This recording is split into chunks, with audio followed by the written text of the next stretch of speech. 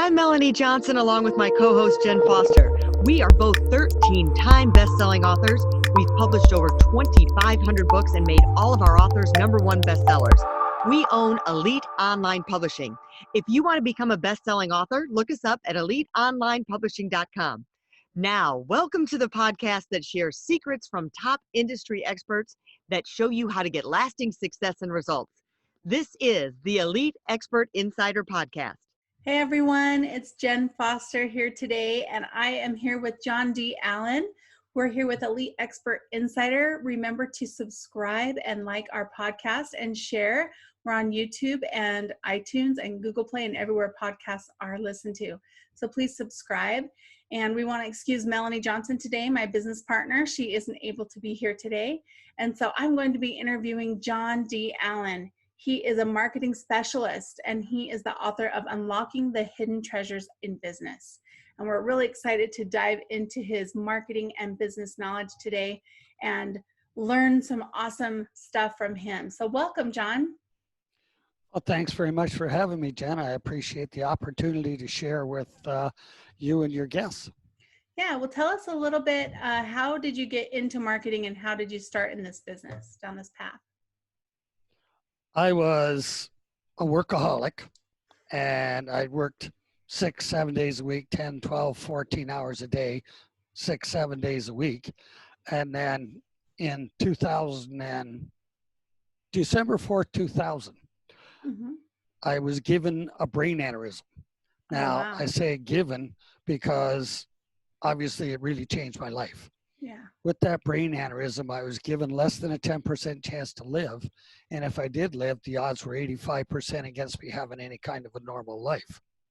So after being in the hospital for 5.5, 6 weeks, I got out. Of course, I still had the recuperation time, but it also gave me a big time to think about what was important in life.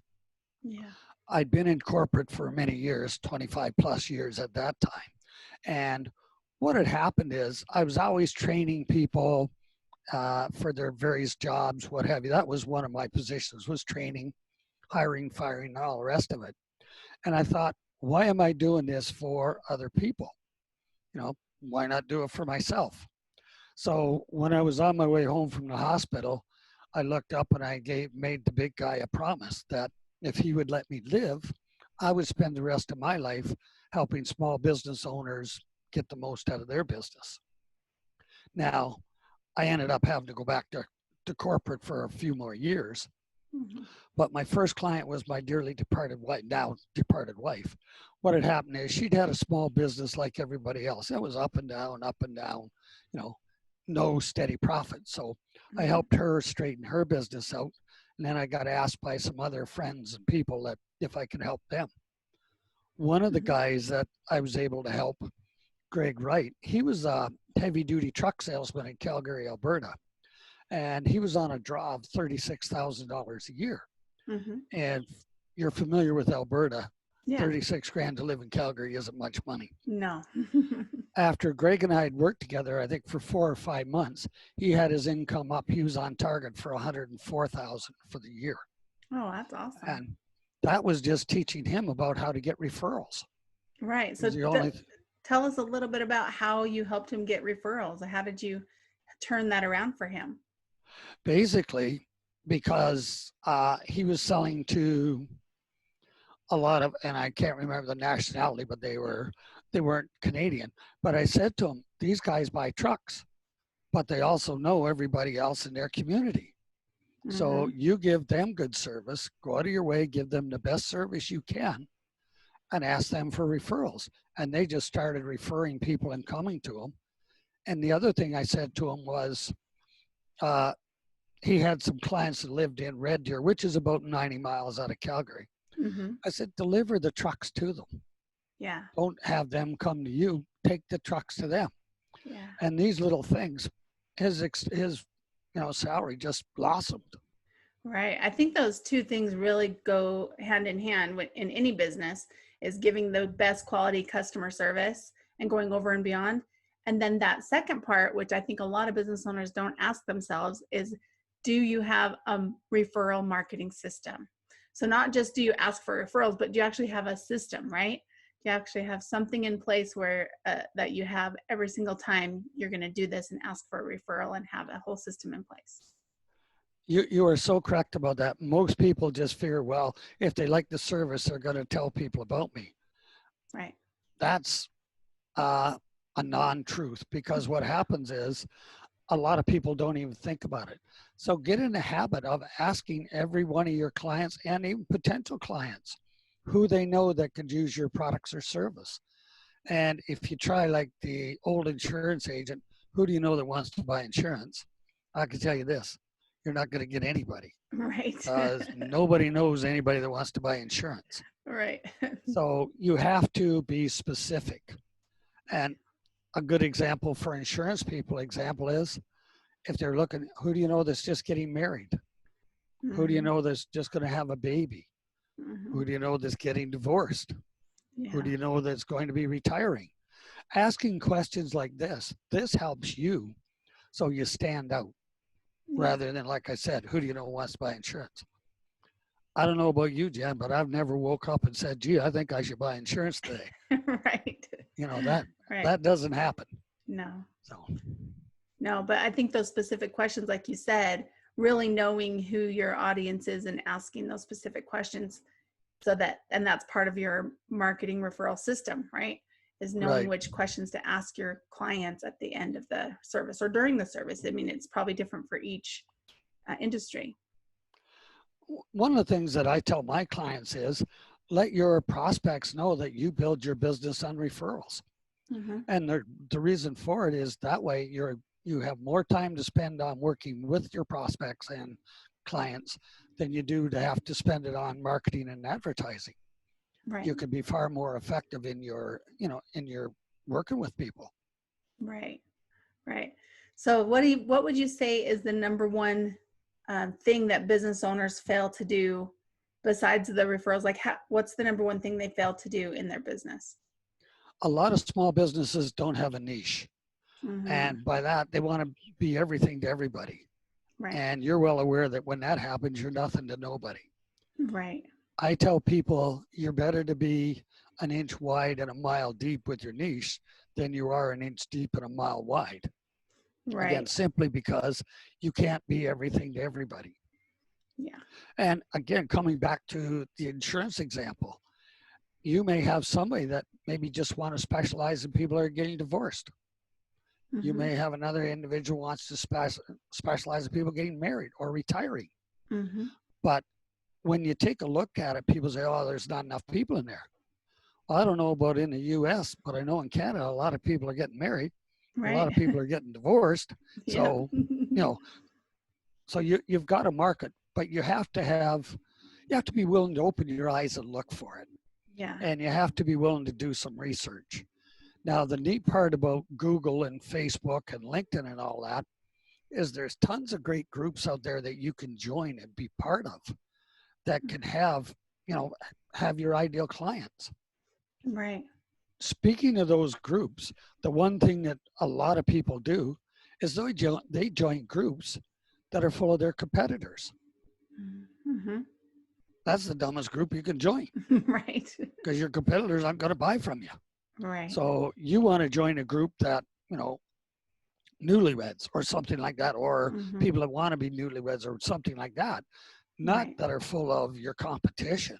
Right. So for instance, for our company, we own a publishing company. We wouldn't join a publishing group. We would join a writers group or a group of readers or books or an entrepreneurs group or coaches group or something like that. Right. But again, I'll bet there's a lot of publishers that are all part of a publishing group. Yeah. And they all compete with themselves and they can't figure out why they're not getting the business. Mm-hmm. So, Right. it sounds simple, Mm-hmm. but a lot of people don't even think of it. That's one Right. of your biggest problems. Right. I think the LinkedIn groups, especially, like, I probably belong to 5 or 10, I would say, but I think I could belong to 20 or 40, right? So utilizing the tools that we have, I think, is an important thing. When you were saying belonging to 5 to 10 LinkedIn groups, that's better than being in 20 or 40, because in 20 to 40, you're going to spend all your time on LinkedIn just trying to be in the groups, Mm. where the smaller the number you've got, you know, you can put in one article, for example, and it could fit in all of the groups. Mm. And the other thing is when people join these groups, a lot of them automatically think they can try and sell their products or service. Mm-hmm. You have to build up that know, like, and trust factor. Right. And the best way to do that is go in and ask questions. But the questions you ask, make sure you know the answer. Be like a trial lawyer. Don't Right. ask a question that you don't know the answer to. Mm-hmm. And then once somebody responds, it doesn't matter how they respond to your thing, always contact that person back. You know, they may have put in what you consider to be a negative response to your question. Mm-hmm. You might want to say, if it was, for example, I'll use you, Jen. Jen, that was an interesting answer you gave to my question. Why did you say XYZ? And get that person to talk, because they may have an idea or something that you never thought of. Mm-hmm. And it could lead you to a potential new client or something, or open other doors for you. Right. So make Just sure building you that respond to, relationship. yep. So make sure you respond to everybody. And the positive ones, ask them the same thing. Why did you respond that way? Mm-hmm. That And curiosity questions. sure. And people, they like to feel important, right? Mm-hmm. So when people respond to you, make them feel important, because Yeah. that's what's going to create that know, like, and trust for your business. You know, it's like you guys with the authors. You Mm-hmm. make the author feel good. You know, they might need a ton of help with their book, but by making the person feel good, then when you say, well, gee, John, you should do blah, blah, blah with your book, I'm not going to be offended. Right. But if you come on and say, look, John, your book sucks and you should do this, this, and this, you're not going to get my attention. Well, you will, but it won't be the attention you want. Right. Right. Well, talking about books, let's kind of dive into your book, The Hidden Treasures of Business, Unlocking the Hidden Treasures of Business. What would you say is the number one thing in your book that people gravitate towards? Like, There's 3 particular chapters. These are 8 strategies that I use to find virtually any small business, anywhere from 10 to 100K in additional revenue. And I can do it in 45 minutes without them spending an extra dime on marketing or advertising. Chapter 1 talks about lead pages or squeeze pages. mm-hmm. Everybody has a website. You know, now most people's website, they don't realize they put their name, their logo, their picture, and all the rest of it up there. Well, let me ask you this, Jen. If you go on somebody's website, do you care what their logo looks like or what they look like in their picture? Or are you looking for an answer to a question?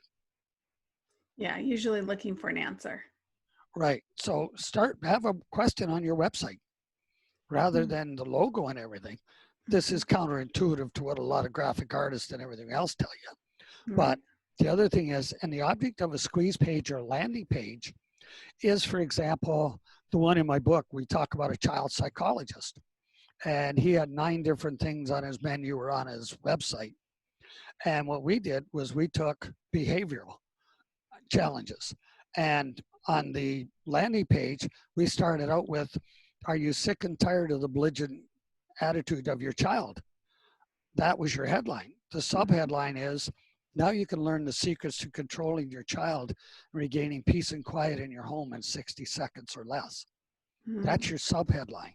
Mm-hmm. So what that headline and subheadline did, that grabs the person's attention that has behavioral problems with a child. Right. Then the education part tells why this psychologist was different or unique. And then the last part is you have to have an offer on every page. And the offer could be, his offer was, just fill in your first name and email address and I'll send you a series of reports so that you can gain control in 60 seconds. Boom, he's not trying to sell anything. Here's a series of reports. So what the good doctor's doing is building up that know, like, and trust factor. And the other thing, speaking of web pages, people spend an average of 3 seconds or less on your website. So if they don't see an answer to their question, they're gone and they're not coming back. Yeah. The next chapter that's important in the book is chapter 2 on joint ventures. A lot of people leave a ton of money laying on the table.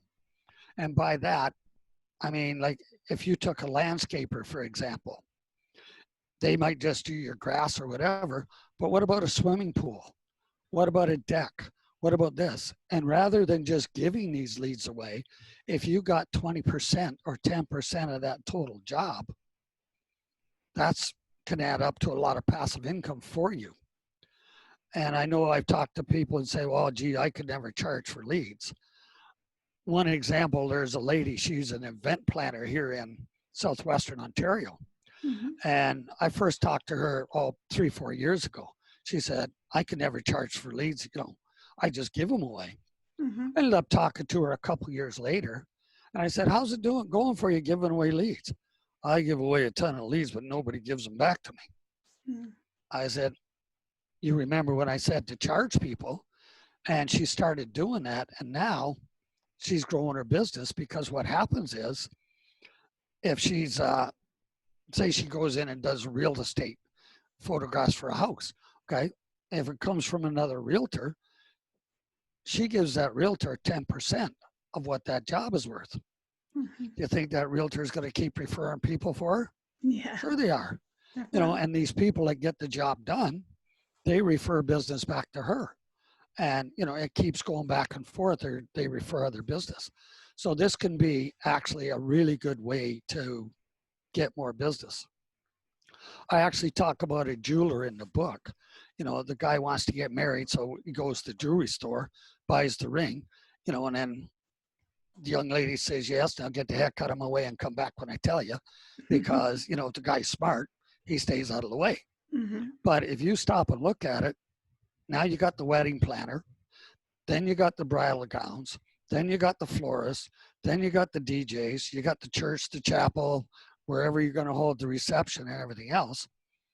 So if that wedding planner gave each person some of these leads and collected 10% of what it was worth, that could be a lot of money. Mm-hmm. And in the book, I use the florist, for example.